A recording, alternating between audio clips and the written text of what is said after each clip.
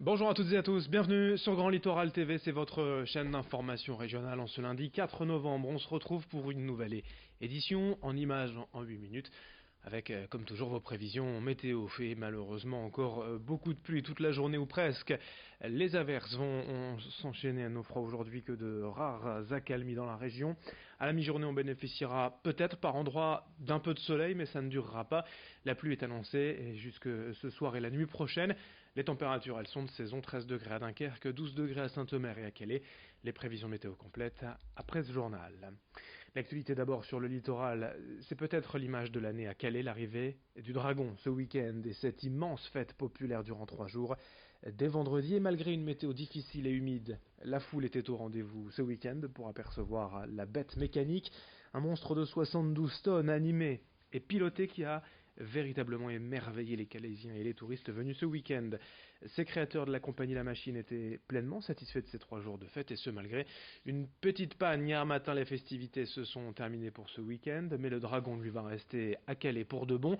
Le public l'a parfaitement apprivoisé. Explication au micro de Corentin Escaillé.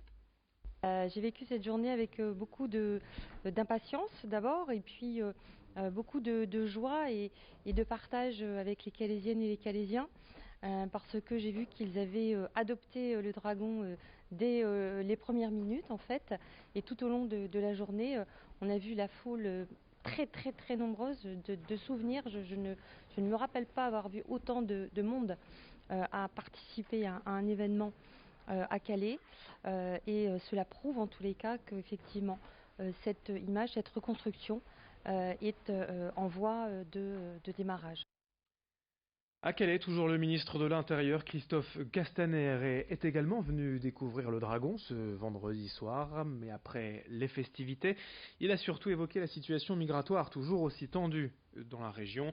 Christophe Castaner n'a pas manqué d'ailleurs de soutenir la ville de Calais et la maire Natacha Bouchard dans ces moments difficiles, en parlant à plusieurs reprises de la reconquête de Calais.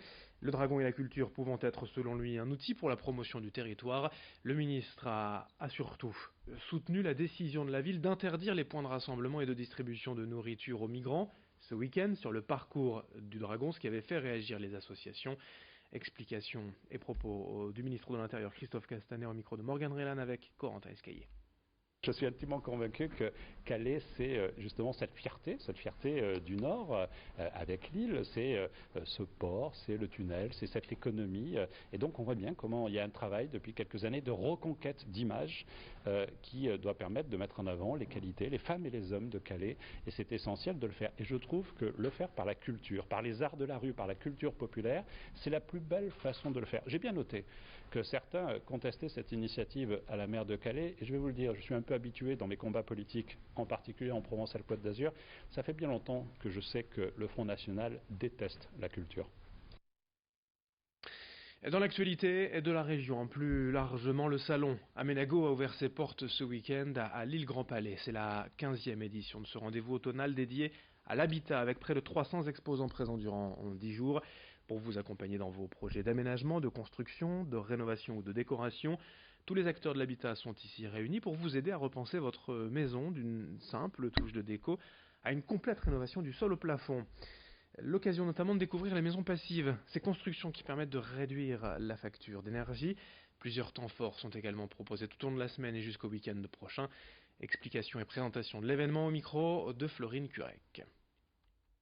On a voulu créer en fait un événement, un temps fort pour tout le secteur de l'habitat, et donc en fait on a voulu réunir tous ces acteurs locaux et même aussi d'autres régions pendant une période. Donc là historiquement c'est 9 jours, mais exceptionnellement cette année on est passé sur un format 11 jours. On compte 250 exposants sur la partie Aménago, une soixantaine sur la partie 100% déco, une quarantaine également sur la partie 72 heures construction. Et on a également des experts aussi qui sont présents pendant toute la durée du salon. Et on attend 50 000 visiteurs sur toute la durée. En image également sur la côte d'Opale, allons prendre des nouvelles du fort d'Ambleteuse. Ce monument historique construit au XVIIe siècle est posé à l'estuaire de la Slack. Comme d'autres constructions en bord de mer, le fort s'affaisse d'année en année, rongé par les marées, le vent, l'érosion naturelle. Pour sauver la dernière des 7 sentinelles de la mer construites par Vauban sur le littoral boulonnais. Des travaux ont été entrepris récemment par l'association des Amis du Fort. La première tranche s'est achevée par des enrochements pour protéger le rempart qui fait front à la mer. Mais cette première consolidation appelle d'autres importants travaux pour lesquels se mobilisent les bénévoles. Explication sur place recueillie par Morgane Reylan.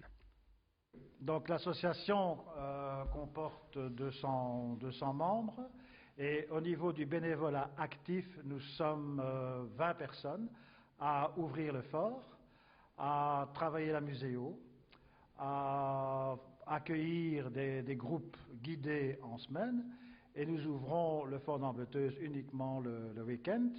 Et avec cette petite équipe, nous arrivons quand même à une fréquentation de 6000 personnes par saison.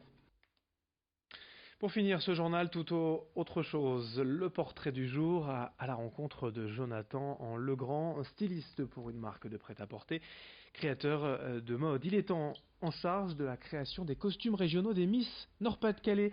Depuis 2015, il travaille donc avec le comité régional et a déjà réalisé les tenues et les robes de gala d'Iris Mittenard ou de Maëva Cook. Actuellement, Jonathan est en pleine préparation du costume régional de Florentine Sommers, la Dunkerquoise élue Miss Nord-Pas-de-Calais 2019 et qui défilera le 14 décembre prochain au Dôme de Marseille avec une tenue 100% régionale. Son créateur Jonathan Legrand au micro d'Idil Gunaï. La surprise, elle n'est pas vraiment inattendue puisque le croquis a déjà été dévoilé, donc du coup on sait plus ou moins à quoi s'attendre. Après c'est vrai que les matières font aussi que le résultat sera forcément différent du croquis. Cette année, je me suis vraiment inspiré des musiques, pas traditionnelles, mais les musiques qui ont un peu bercé l'enfance et l'âge adulte de beaucoup de gens dans le Nord. Et donc il y aura Mademoiselle Framboise-Manchère, il y aura les corons, il y aura des grands classiques qui sont pour certains chantés au Stade Bollaert encore maintenant. Et du coup, ça c'était la base du travail de recherche. Et puis on va continuer de mettre en valeur la dentelle de Cadet-Caudry et voilà. Pour terminer cette édition sur Grand Littoral TV, un rappel en sport, d'abord en football.